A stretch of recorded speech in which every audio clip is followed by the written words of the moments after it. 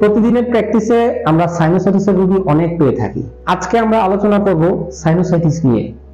Sinusitis জানার আগে আপনাকে জানতে হবে যে সাইনোসাইটিস কি। আমাদের নাকের দুই পাশে যে দুটি উঁচু অংশ রয়েছে, এই দুটি উঁচু অংশকে আমরা সাইনাস বলে থাকি। যদি কোনো কারণে এই সাইনাস আক্রান্ত হয়, ইনফেকশন হয় অথবা ইনফ্ল্যামেশন হয়, সেক্ষেত্রে এটাকে আমরা বলছি সাইনোসাইটিস। এবার আমরা জানবো সাইনোসাইটিসের লক্ষণগুলো কি কি। সাইনোসাইটিস এর লক্ষণের মধ্যে অন্যতম হলো নাক বন্ধ থাকা অথবা শ্বাস নিতে কষ্ট হওয়া, মাথা ভার লাগা অথবা মাথা ব্যথা করা, অথবা আপনি যদি মাথা নিচের দিকে করেন বা কপাল নিচের দিকে করেন তাহলে এক ধরনের অস্বস্তি অনুভব হয়। এইগুলো হচ্ছে সাইনোসাইটিসের অন্যতম প্রধান লক্ষণ।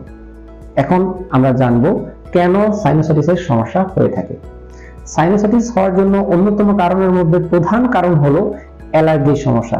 যদি কারো নাকের অ্যালার্জি দীর্ঘদিন ধরে থাকে তাহলে সেক্ষেত্রে দেখা যায় নাকের মাংসগুলো বেড়ে গিয়ে সাইনাসের যে ড্রেনেজ আছে সেই সিস্টেমটাকে সে বন্ধ করে দেয়। তখন সাইনাসের মধ্যে মিউকোজা জমে একসময় ইনফেকশন হয়ে সাইনোসাইটিস ডেভেলপ করে।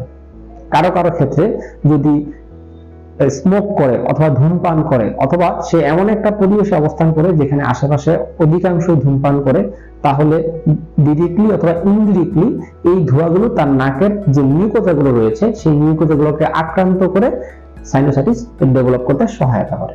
অনেকের ক্ষেত্রে দেখা যায় যে সে যদি পুরাতন বইপত্র ঝাড়ে, বাসার যে কাপড় চোপড়গুলো রয়েছে অথবা ধোঁয়া ধুলা থেকে দূরে না থাকে, অথবা রাস্তায় কনস্ট্রাকশনের কাজ চলছে এমন জায়গাগুলো দিয়ে সে হাঁটাচলা করে কিন্তু সে মাস্ক ব্যবহার করছে না, সেক্ষেত্রে সেই পুরাতন বইপত্রের ধোঁয়া ধুলাবালি, ডাস্ট মাইটস, পোলেন্স এই ব্যাপারগুলোর এক্সপোজারে নাক একসময় আক্রান্ত হয়ে যায়। যখন আক্রান্ত হয়ে যায় তখন আমাদের সাইনোসাইটিস ডেভেলপ করে। কারো কারো ক্ষেত্রে নাকের হাড় বাঁকা থাকে। যখন নাকের হাড় বাঁকা থাকে তখন দেখা যায় যে কোনো এক পাশের সাইনাস এর ড্রেনেজটা ব্লক হয়ে যায়। যখন সাইনাসের ড্রেনেজ ব্লক হয়ে যায় তখন সাইনাস ইনফ্ল্যামড হয়ে ইনফেকশন হয়ে আলটিমেটলি সাইনোসাইটিস ডেভেলপ করে। কখনো কখনো নাকের বিভিন্ন ধরনের পলিপ এর কারণে সাইনাসের ড্রেনেজ বাধাগ্রস্ত হয়ে সাইনোসাইটিস ডেভেলপ করে।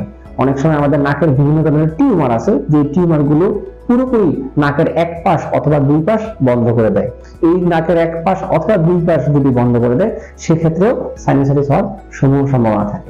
আজকে তাহলে আমরা জানলাম যে কোন কোন লক্ষণগুলো দেখলে আপনি বুঝবেন আপনি সাইনোসাইটিসের সমস্যায় ভুগছেন আর কেন আপনি সাইনোসাইটিসের আক্রান্ত হচ্ছেন। তাহলে সেই সকল কারণ থেকে আপনি দূরে থাকবেন, তাহলে আপনি ভালো থাকবেন সাইনোসাইটিস থেকে।